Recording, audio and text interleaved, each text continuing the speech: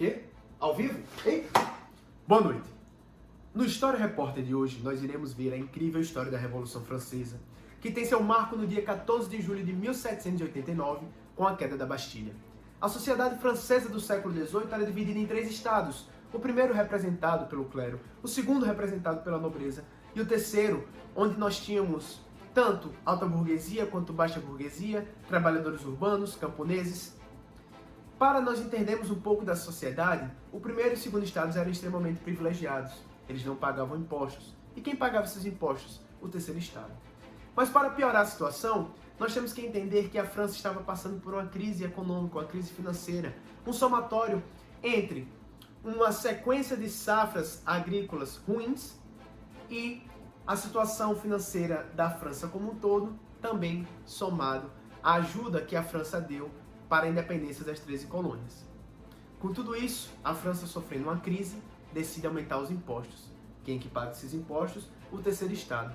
Mas um grupo em específico dentro do terceiro estado é o que vai mais se incomodar, que é justamente a burguesia. A burguesia que estava com um pensamento iluminista extremamente aflorado em sua cabeça. E o pensamento iluminista defendia uma liberdade política, uma liberdade econômica, e o aumento dos impostos ia justamente no contrassenso disso aí. Nós iremos ver mais, mas agora vamos para os nossos comerciais.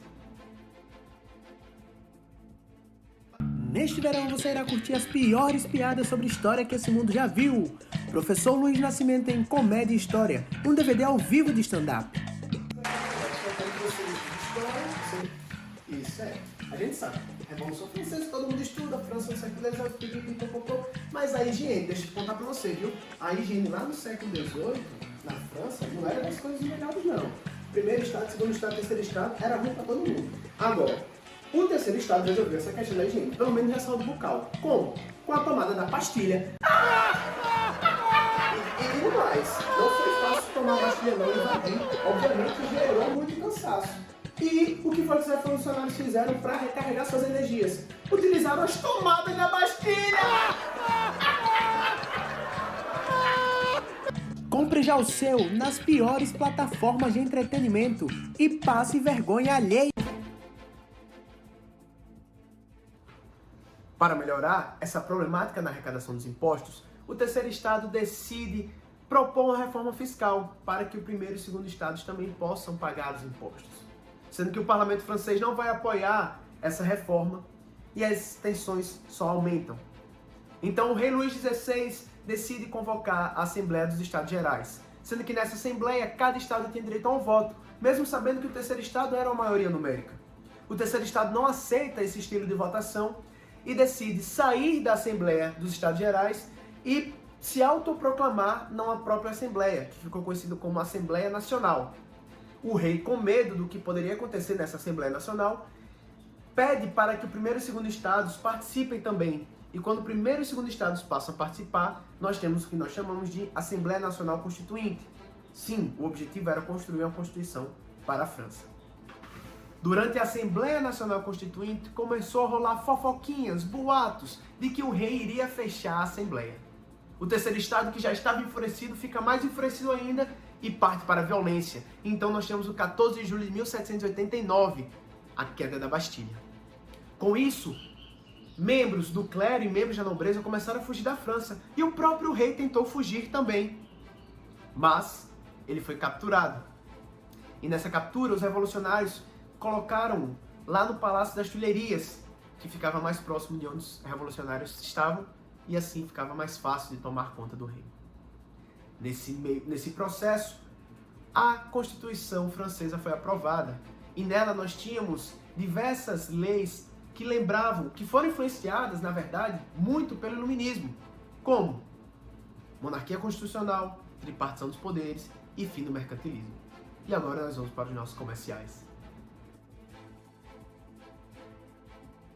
Não perca! Amanhã, no Instagram do Professor Luiz Nascimento, @prof.luiznascimento, você irá conferir um novo programa, Histórias História, contando histórias incríveis da nossa história. Então, a Assembleia Legislativa foi dissolvida e novas eleições foram feitas. Quando essas eleições terminaram, começa um período da Revolução Francesa chamado de Convenção Nacional. Nessa convenção tinham dois grandes grupos, jacobinos e girondinos. Jacobinos eram considerados mais radicais, eles eram muito influenciados por Rousseau, eram membros da pequena burguesia e da classe média francesa que faziam parte desse grupo. E do outro lado nós tínhamos os girondinos, membros da alta burguesia, considerados mais moderados. Os jacobinos, no começo da convenção, eram a grande maioria.